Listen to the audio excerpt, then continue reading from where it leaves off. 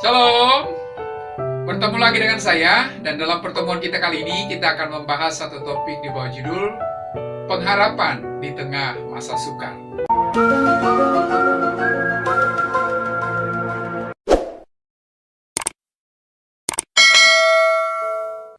Saudara, pergumulan adalah sesuatu halangan dalam perjalanan mengikuti Tuhan.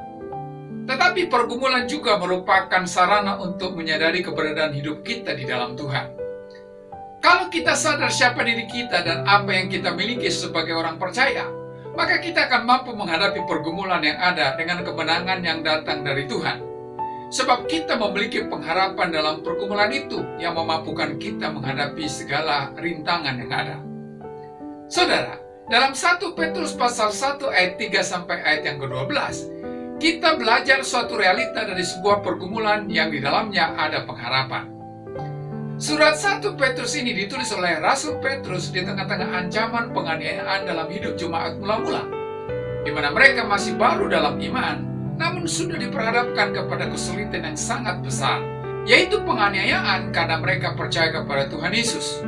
Dan dalam perikop di atas, memperlihatkan kepada kita bahwa pergumulan tidak harus membuat jalan kita berhenti, apalagi kita berpaling ke belakang dengan menyangkali iman kita di dalam Tuhan.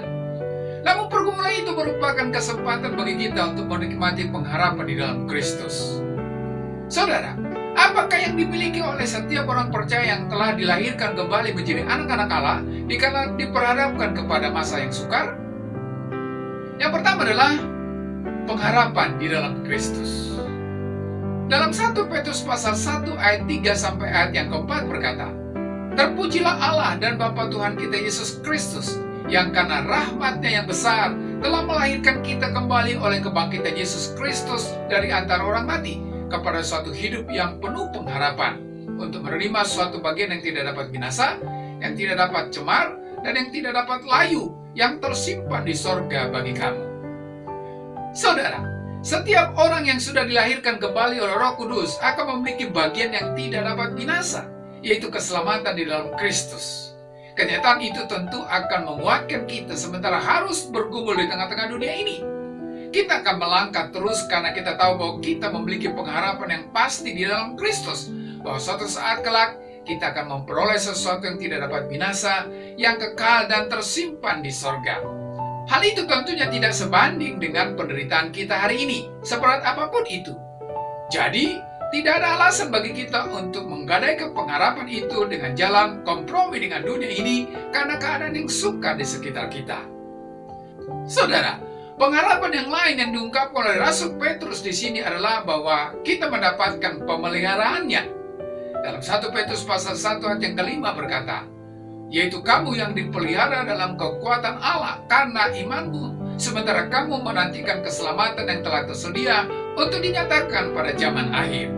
Sebagai anak-anak tebusannya, kita berhak mendapatkan pemeliharaan Allah, sehingga kita tidak harus kalah dengan pergumulan yang ada, karena kita tahu bahwa Yesuslah yang memimpin jalan kita, dan perlindungannya yang kekal akan menaungi kita, sehingga penderitaan yang ada tidak punya hak untuk menghentikan langkah kita.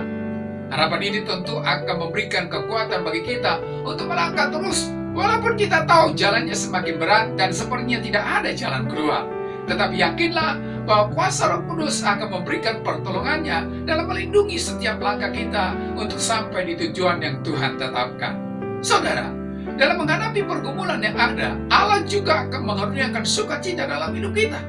Dalam 1 Petrus pasal 1 ayat yang ke-6 berkata, "Bergembiralah akan hal itu, sekalipun sekarang ini kamu seketika harus berduka cita oleh berbagai-bagai pencobaan."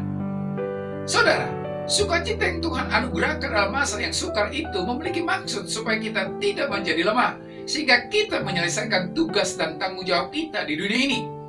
Jangan karena pergumulan yang ada menghambat sukacita kita di dalam Tuhan. Sebab sukacita dari orang yang sudah ditebus oleh Allah adalah sukacita yang tidak ditentukan oleh sekitarnya, tetapi Allah yang adalah sumber sukacita itu.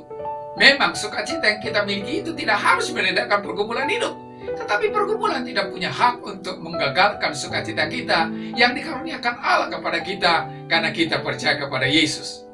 Dengan demikian, pengharapan yang kita miliki di dalam Kristus akan membuat kita mampu menghadapi segala pergumulan yang ada, karena kita tahu bahwa kita tidak akan hidup percuma. Tujuan kita pasti, yaitu menerima suatu bagian yang tidak dapat binasa, yang tidak dapat cemar, yang tidak dapat layu, yang tersimpan di sorga bagi kamu.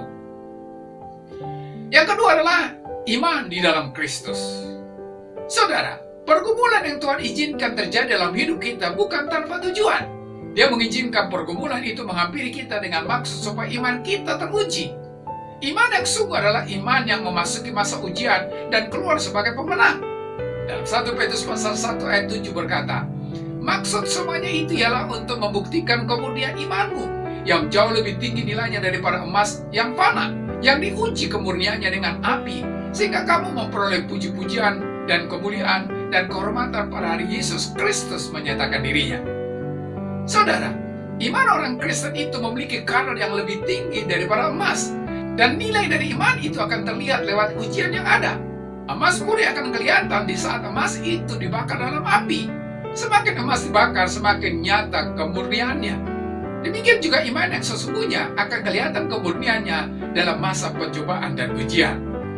Saudara, kalau iman itu sudah tahan uji karena memang benar iman yang murni, maka kita akan mengalami puji-pujian dan kemuliaan dan kehormatan pada hari Yesus Kristus menyatakan dirinya.